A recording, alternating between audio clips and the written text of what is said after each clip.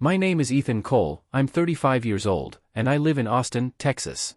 If you had asked me a few months ago whether I'd ever sit at my father's dinner table again, I would have laughed and said, not a chance. But life has a strange way of setting the stage for moments you don't see coming, moments that change everything. It all began with a letter. A handwritten invitation from my mother, postmarked 3 weeks before Easter Sunday. The envelope was pale ivory, sealed with her perfect cursive handwriting that hadn't changed since childhood. Easter dinner. Home. Please come. No explanations. No phone call from my father, of course. Just that note. Something about her tone, the quiet hopefulness between those 3 words, made me say yes. Deep down, though, I already knew this dinner wasn't just about family. Before I tell you my complete story, subscribe and comment where you're watching from. I'd love to know how far this story travels. The drive back to my parents' home felt like crossing into a different lifetime. Miles of farmland stretched under a fading orange sky as I followed the same winding road I used to take on my bike as a kid. Their house sat at the end of a gravel driveway lined with tall oak trees, the same ones my brothers and I used to race down when we were young. When I pulled up, I sat in the car for a moment, just staring at the place. The porch still had that white paint, slightly weathered. The flagstone path still curved toward the same wooden door. For all the years that had passed, it was as if time had decided to stop there. When I finally stepped out and rang the bell, my mother opened the door. She looked exactly how I remembered her on holiday mornings, soft smile, pearl necklace, eyes that always seemed to be carrying both love and apology at the same time. "Ethan," she said, her voice trembling slightly as she hugged me. "It's good to see you, Mom," I replied, though part of me could already sense the tension hiding in the air like static before a storm. And there he was, my father, standing just behind her in the foyer. Crisp white shirt. Pressed slacks. Hands clasped behind his back. He gave me a firm handshake, not a hug, the kind of handshake 2 executives might share before a meeting. "Glad you could make it," he said.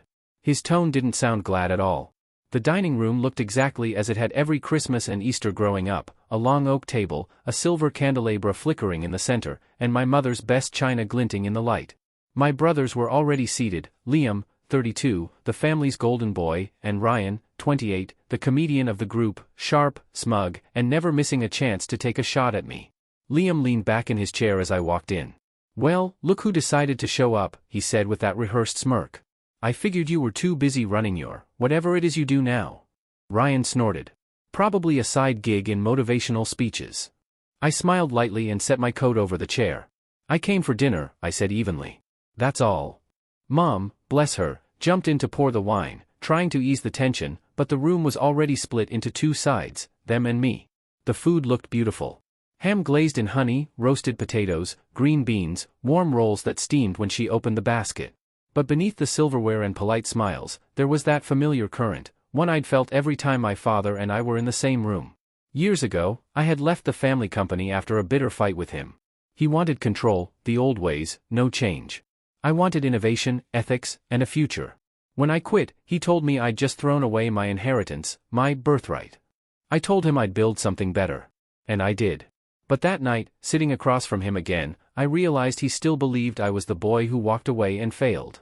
Every joke from my brothers, every glance from my father, carried that silent judgment. Dinner moved slowly, conversation circling weather, the local paper, anything but real talk. Every now and then, my mother would look at me with a nervous smile, as if she was counting down the seconds before something would explode. I tried to stay calm, to just make it through the evening. But I could feel it, that there was more to this dinner than catching up. The way my father checked his watch, the glances between my brothers, the subtle tension under their fake laughter. Whatever was coming, I could feel it building. And it had my name written all over it.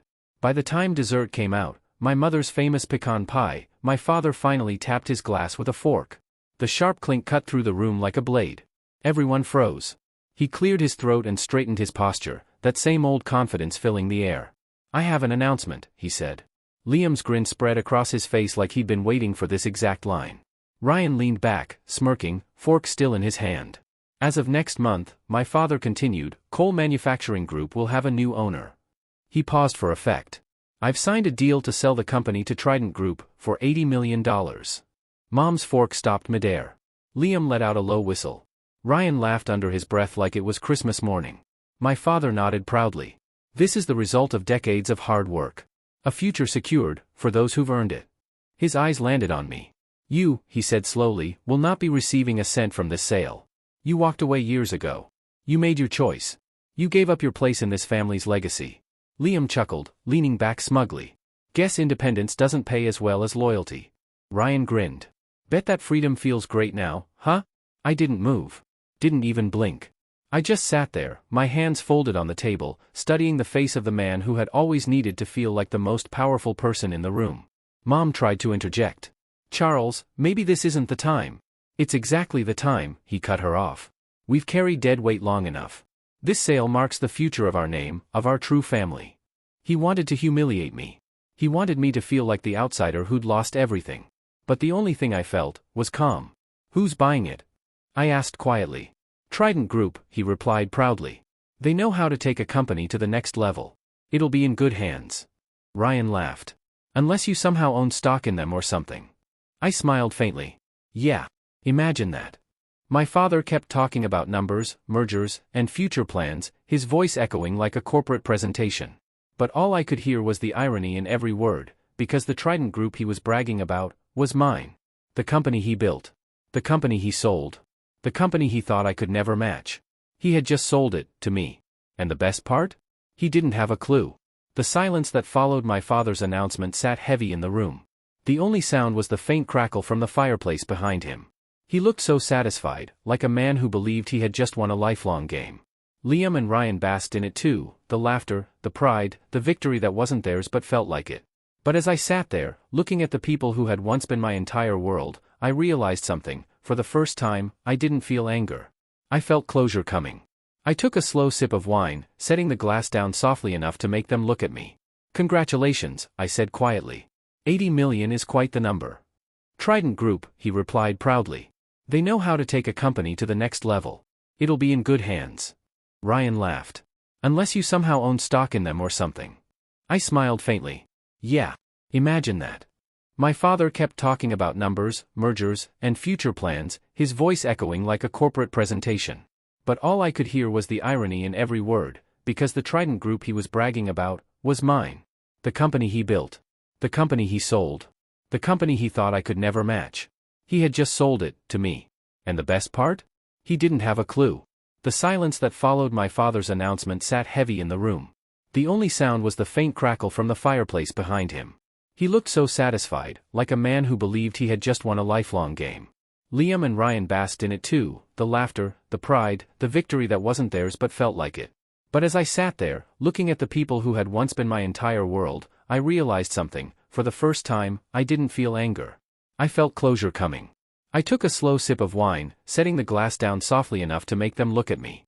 Congratulations, I said quietly. 80 million is quite the number. My father smirked. It's the reward of discipline. Of staying the course. He gestured toward Liam and Ryan. Your brothers stood by me through every challenge. That's what family looks like. I nodded, my expression steady. And what about what family used to mean? He narrowed his eyes. You left, Ethan. You quit on all of us. I leaned forward slightly. I didn't quit, Dad. I refused to follow a path that crushed everyone beneath it. That's not quitting, that's surviving. He gave a short laugh. You've been gone for years.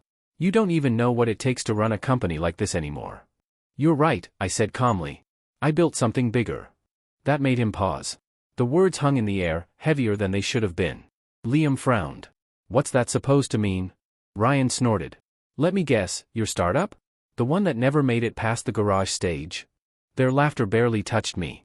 I'd heard it all before, when I left, when I failed, when I rebuilt. But I was done explaining myself to people who couldn't see past their own reflection. I didn't come here to argue, I said, my voice low but controlled. I came because Mom asked. But since we're all laying our cards on the table tonight. I reached into my jacket pocket and pulled out a single folded paper. The sound of it unfolding drew every eye at the table.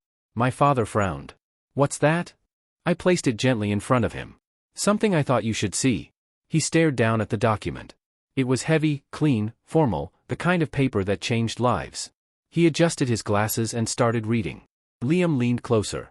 What's this about? Ryan frowned. Is that the sale agreement? My father's expression shifted slightly, confusion at first, then disbelief. He read the top line again, slower this time. Trident Group Holdings, authorized signature, Ethan Cole. He looked up, his face pale. What kind of joke is this? No joke, I said evenly. You wanted to know what I've been working on these past years? That's it. I built Trident Group. Every subsidiary, every contract, every acquisition.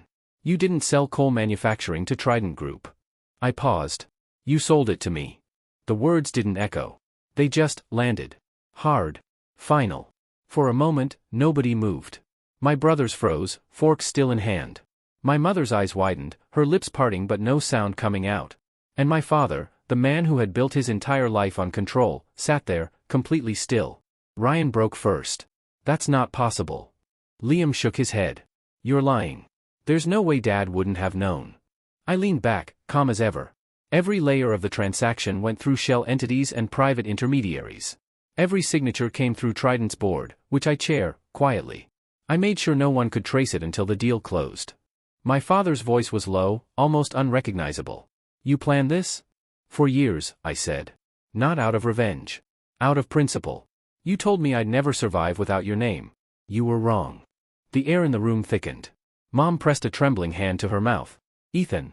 My father looked down at the paper again, then back at me. You're telling me you bought my company? I met his eyes. No, Dad. I bought our company. The one you thought I abandoned. His hands tightened around the paper, the faint crinkle of it breaking the silence. My brothers sat speechless, the arrogance draining from their faces. For years, this table had belonged to him, his words, his rules, his victories. But tonight, the power had shifted. The air in the dining room turned so still that even the faint ticking of the wall clock felt deafening. My father's jaw tightened, his knuckles whitening around the paper he still clutched. He was reading the signature again, my name printed cleanly at the bottom, like his mind couldn't process what his eyes already knew. You're lying, he muttered, but his voice didn't carry the same authority it once did. No, I said quietly. I've been building Trident Group for years. Every late night, every dollar I earned went into it. You always said I'd never survive without you. Well, I did more than survive. Liam leaned forward, his voice shaky now. So you're telling us we've been celebrating a deal, with you? That's exactly what you've been doing, I said. Ryan scoffed, though his laughter sounded hollow. That's insane. You're saying you bought Dad's company, behind his back. I looked him square in the eye. Not behind his back. Through his pride. My father slammed his palm on the table, the glasses rattling. You think this makes you a better man? You think this makes you my equal? I didn't flinch. I'm not trying to be your equal, Dad. I'm trying to be what you never allowed me to be, independent. He glared at me, breathing hard. You had everything handed to you, and you threw it away. I built everything I have with my own 2 hands, I said. No handouts. No inheritance. Just grit and time. Liam crossed his arms. And now what? You run the company and we all work for you. I shook my head. No. You earn your place, just like everyone else. Ryan's voice dropped to a whisper. Holy hell. Mom reached across the table, her hand trembling slightly. Ethan, is this why you stayed away all these years? I met her eyes and softened my tone. Yes. I needed to build something real before I came back. Something that wasn't tied to his approval.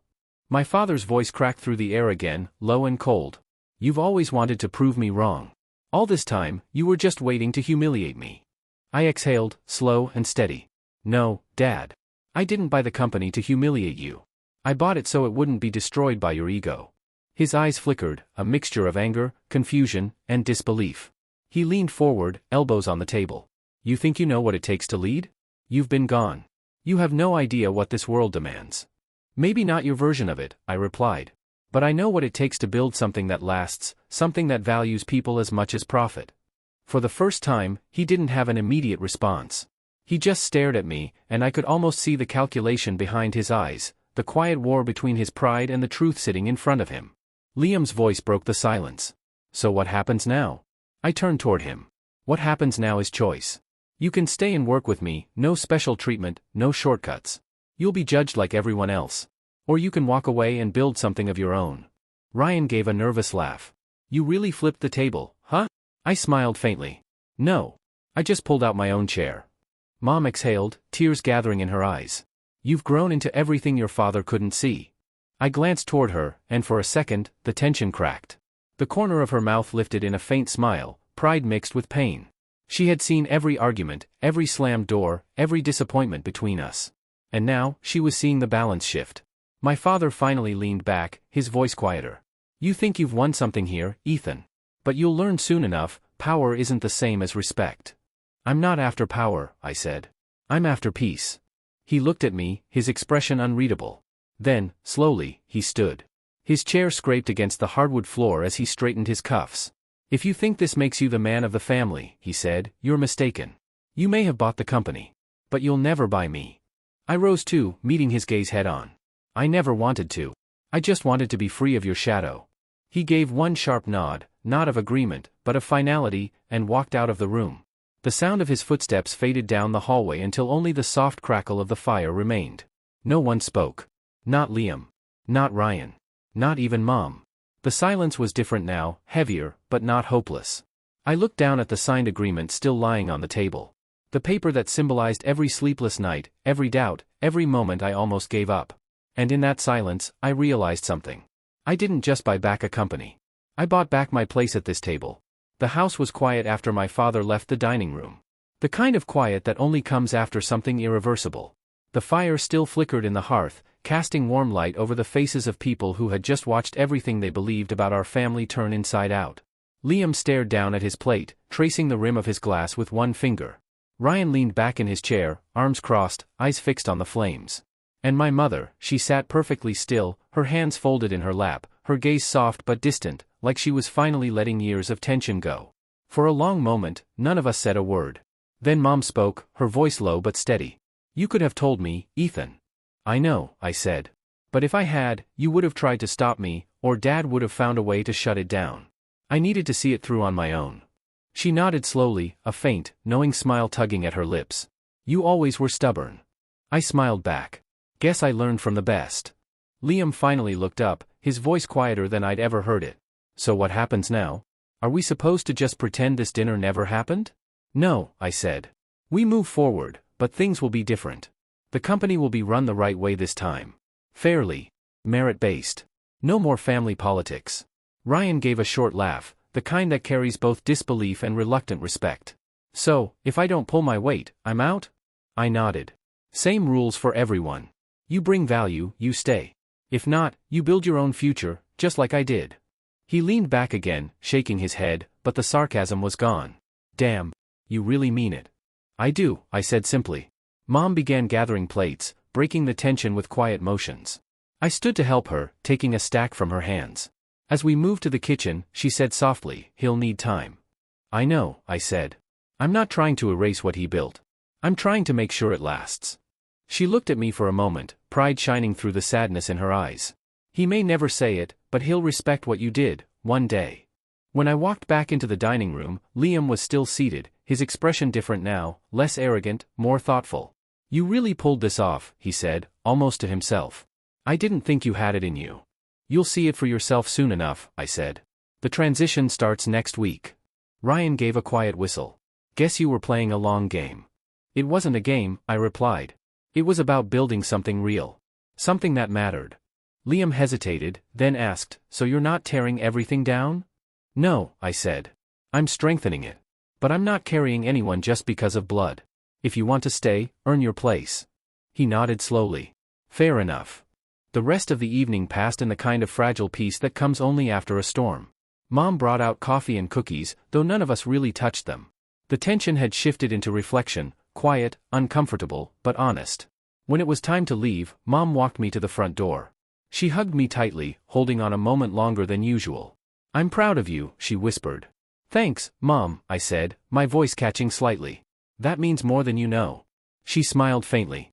Come by more often. Not for business. Just to visit. I will. Outside, the night was cool, the sky streaked with silver clouds. I walked to my car, gravel crunching under my shoes. Before getting in, I turned back toward the house. The warm glow of the dining room lights spilled through the window.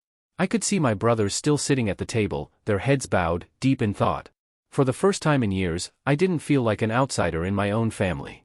Not because I had won something, but because I had finally stood my ground. As I drove away down the long oak-lined driveway, a quiet sense of peace settled in. This wasn't revenge. It was resolution. For years, I had lived in the shadow of a man who believed control was strength. But that night, I proved that real strength comes from building something that doesn't need anyone's permission to exist. I hadn't just reclaimed the company. I'd reclaimed myself. And somewhere deep down, I knew my father, even in his silence, finally understood that too. Would you have done the same? Tell me in the comments below, and don't forget to subscribe for more stories like this one.